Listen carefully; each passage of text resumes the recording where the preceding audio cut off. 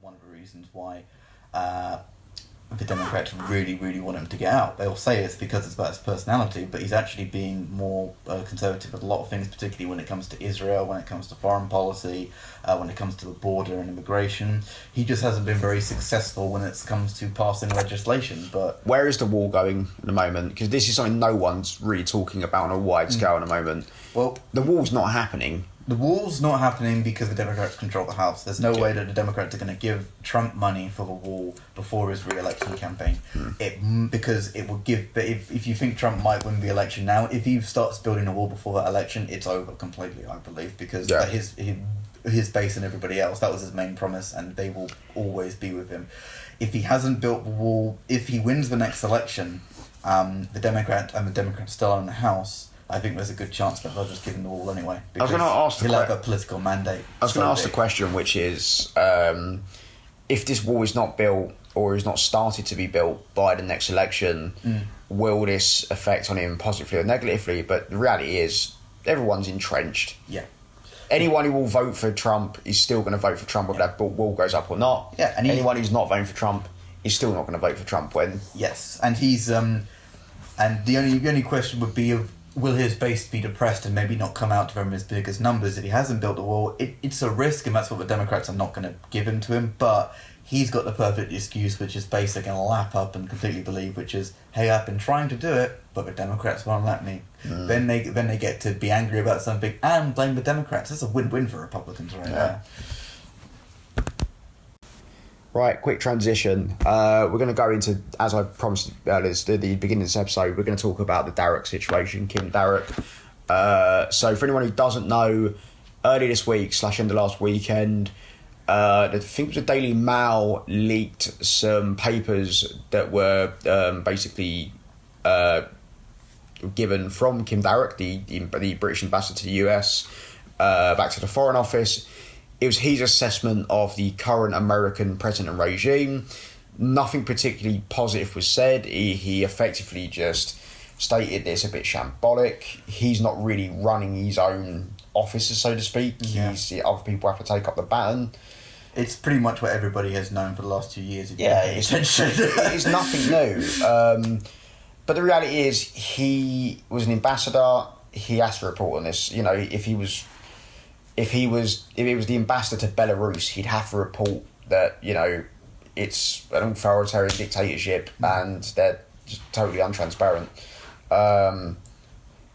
Right, so I know what I think on this, and as again in this podcast, I want to focus more on the juxtaposition around the situation more than the situation itself, which is people maybe on the left side of things kind of, you know, screaming that, you know, these papers shouldn't have been released because, you know, national security reasons. And a legitimate point, which is he has to, you know, Darroch has to tell the truth anyway and sort of report on the American regime. Obviously, of course, people on the left are going to sort of hold that kind of partisan thought because, you know, it discredits the American regime. And then if you're right leaning, obviously it's no, this is treason, and then Darroch should not be in the post, and so Darroch's a Remainer. This is quite well known. Darroch should not have even been in the office, been in that post because he was pro-Remain. Like, for some reason, if you're pro-Remain, it's a clash of interest if you're the ambassador to the US. I don't know in what fucking world that makes sense. It does. For me, even as someone who voted for Brexit, the reality is that pretty much all the civil service, and including the... It's impartial. It's impartial, but I would be surprised if it wasn't like 80-90% that the civil service and the people in the ambassadorship voted to remain, because they're more international and government oriented people rather than the issues that Brexit that leaders care about. So why wouldn't they vote for the things that they actually care about? Particularly someone who's been in the position. He didn't get the position because he was a Remainer. He got it because he was effectively the best diplomat. He's been in office, if I'm correct, before Trump came to power. I think he was ambassador to the US under Obama. Yeah, it's effectively the top ambassadorship in the world. Probably every country in the world has a similar thing where if you want to be posted to America just because they're the biggest people around. Possibly if you're in Asia, it might be China. But he seemed to be a very, very competent and well-respected person. No one has ever... I've not even seen anyone say a bad word about his competency or his intellect. And the way he's been sort of maligned by the right as some type of traitor, particularly with Mr. Farage's comments, were effectively more to pander to the American president than they were to defend a British diplomat, which is not what we're supposed to be about. It's not what Brexit's supposed to be about, quite frankly. Brexit was portrayed, particularly by the Brexiteer politicians, i.e. Farage, to be this great cutting ties from a bureaucratic mafia, so to speak, I'm sort of quote unquote there, and basically doing a sensible reshuffling of relations with other areas of the world. It's just not fucking turning out that way. It's just turning this weird rhetoric-driven populist game where who can you purge from positions in civil society who would pro-Remain. It does turn into that. I mean, it's sort of... We had it with Ollie Robbins about 2 weeks ago. I mean, they hammered Robbins for about, 2-3 years. Ollie Robbins, at the end of the day, being one of the main advisors in the civil service to Theresa May in the negotiations, and was the chief negotiator. He stepped down because he's just been bollocked for 2 to 3 years by the reactionaries. I mean, I think if there's a statistic that like 80% of the people that were that have been working on the Brexit sort of legal implications and just sort of preparing us for leaving have left their positions, which goes back to the point I made a little bit, because they probably can't. Would you want to be working towards something that you believe in your heart of hearts isn't good for the country? It's difficult, and but I mean, going back to the sort of ambassador diplomatic ties, I do believe that he was in a completely untenable position, and he did the right thing in resigning, because I think personally he jumped before he was pushed, because particularly if you're dealing with Trump, as soon as those sentiments are out there and they're known, even looking at it from a Foreign Office perspective, is just a sensible thing to do. Yeah. Even though I agree that he has to communicate what is going on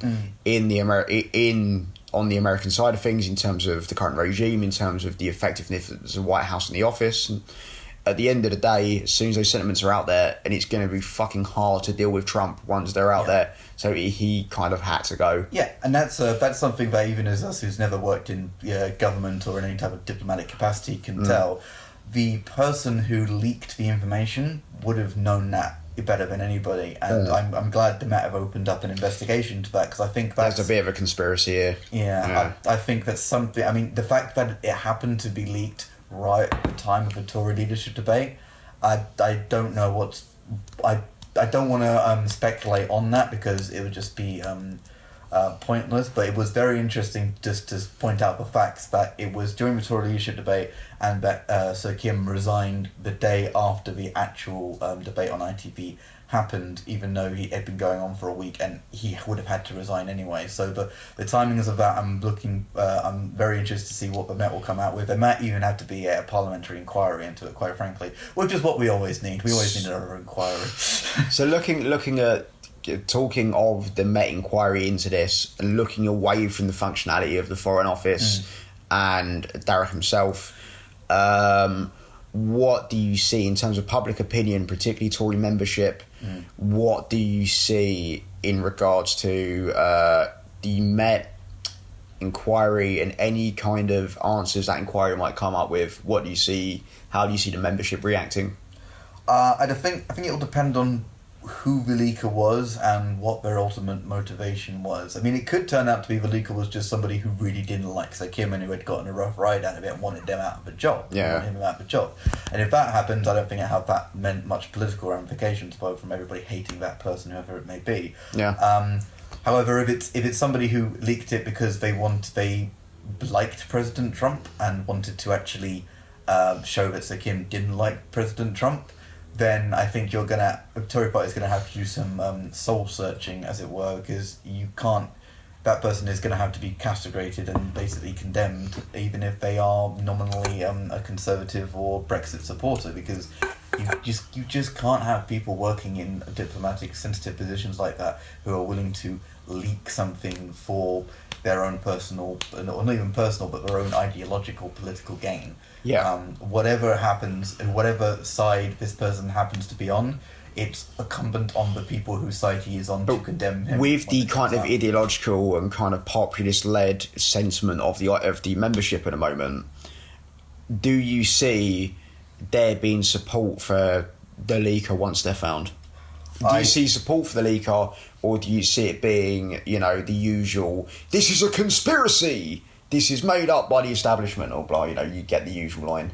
So, just to understand the question, as it were, is it so much I believe that I don't think the Tory party members will actually, well, I hope, I can't say I believe, but I hope that they don't back him and they don't think it is a conspiracy, because I don't think that the Met have they wouldn't have a horse in the game, as well. They just want to find out what happened. We've seen this recently, where not just the membership, but also, I suppose, the general public and grassroots, even, so you take another thing that happened this week, which was the conviction of Tommy Robinson.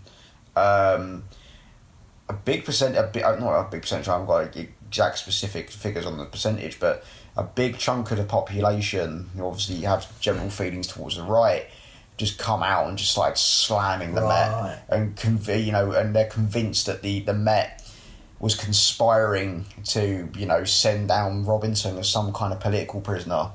So I can see what you're saying now. I think there's less of a risk of that with Tory party members, but I think there is a risk of that with people on the right. You have to remember, even not within the parliamentary party, but within the membership and the grassroots, even for someone as far to the right and kind of thuggish right as Robinson, there's a fair bit of support.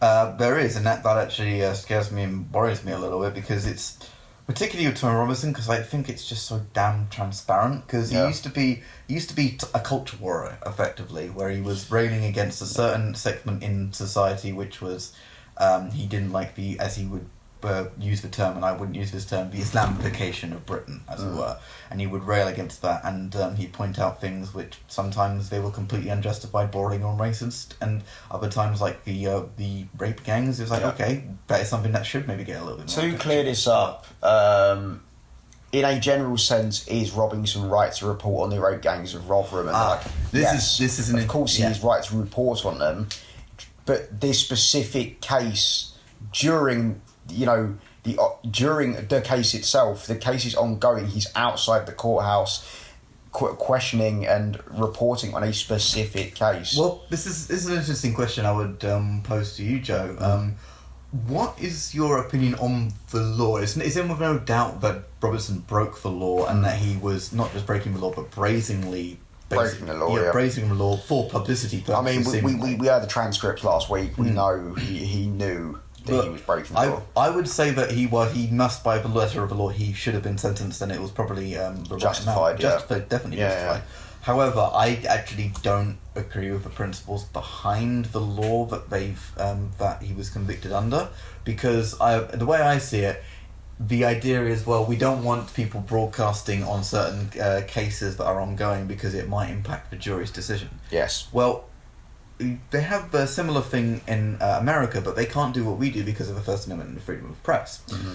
So what they do is they seclude the jury. They basically say, you can't look at any newspapers, you can't go on the internet because you might get tainted.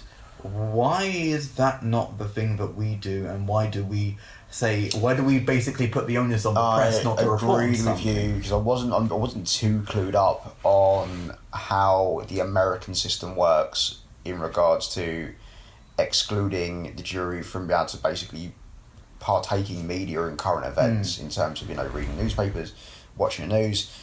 I agreed with you up until you just told me that. As soon as you told me that the jury cannot, that's my understanding of it, at least, because I can't understand how the First Amendment would allow for that. So no, then I believe our current system is kind of the lesser of two evils.